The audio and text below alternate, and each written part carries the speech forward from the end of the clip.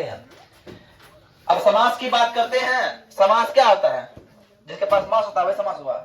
नहीं। समास उसे कहते हैं दो या दो से अधिक पदों के मेल को समास कहते हैं, है ना। समास के 6 भेद होते हैं। कितने भेद होते हैं रे? समास के 6 भेद होते हैं। अब पहला भेद है अव्ययी भाव समास। कौन समास? अव्ययी भाव। दूसरा है द्वंद्व समास। तीसरा है द्विगु समास। चौथा है कर्मधारय और पांचवा है बहुब्रीहि और छठा है तत्पुरुष। बात समझ में आई? अब आते हैं अव्ययी भाव के लिए। तो अव्ययी भाव का डेफिनेशन होता है जिस समास का प्रथम पद या पहला पद अव्ययी हो और दूसरा पद संज्ञा हो, है ना। प्रथम पद क्या हो? अव्ययी हो। अधि क्या है? अव्ययी है। अनु क्या है? अव्ययी है। उप क्या है? अव्ययी है। यथा क्या है? अव्ययी है। स्व नि प्रति सब क्या है? अव्ययी शब्द है। ये सब क्या है? अव्ययी शब्द है। तो आते हैं हम बात करते हैं जब अव्ययी शब्द क्या हो? अधि हो तो उसके लिए लगाते हैं इति। जब अधि शब्द क्या, अव्ययी शब्द क्या हो? अनु हो उसके लिए लगाते हैं पश्चात। उप के लिए समीप लगाते हैं। यथा के लिए अंतिक्रमय लगाते हैं। स्व के लिए सहितम लगाते हैं। नि के लिए अभा लगाते हैं। प्रति के लिए प्रति ही लगाते हैं। बात क्लियर? तो आते हैं पहला है अधि। अधि के लिए क्या लगाते हैं? इति लगाते हैं। उदाहरण है अधि हरि। अधि हरि तो उसका क्या है? उसका जो है संज्ञा को कर दिए, उसके बाद इति लगा दिए अधि का। इसको कहते हैं समास विग्रह। क्या बोलते हैं? समास विग्रह। अधिग्रामा, ग्रामस्य इति। अनु को मतलब पश्चात होता है। अनुरूपम, रूपस्य पश्चात। अनुरथ, रथस्य पश्चात। अनुशिवम, शिवस्य पश्चात। कोई दिक्कत? अब आते हैं उपसमीपम। तो क्या है? उपकृष्णम, कृष्णस्य समीपम।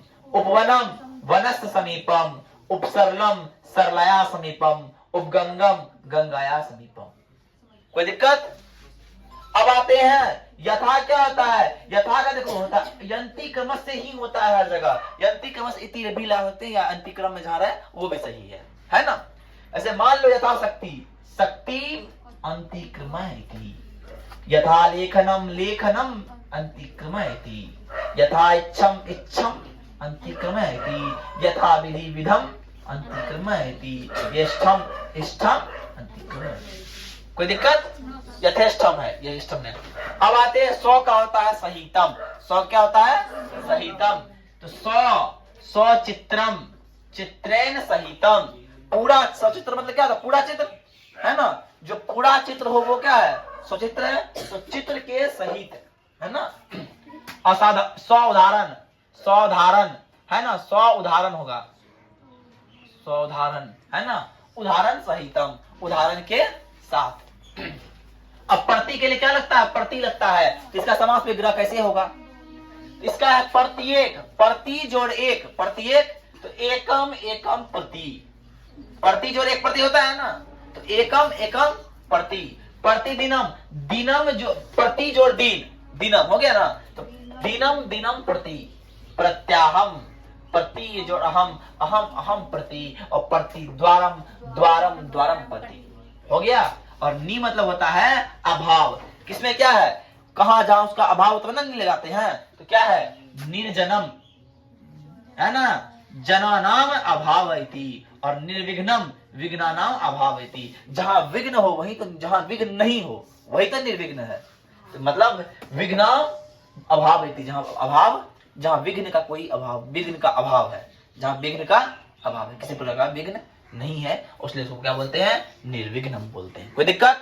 अव्ययी भाव समास हो गया। अब नेक्स्ट आते हैं हम लोग द्विगु समास, द्वंद्व समास पे, है ना। किस पे आते हैं? द्वंद्व समास पे।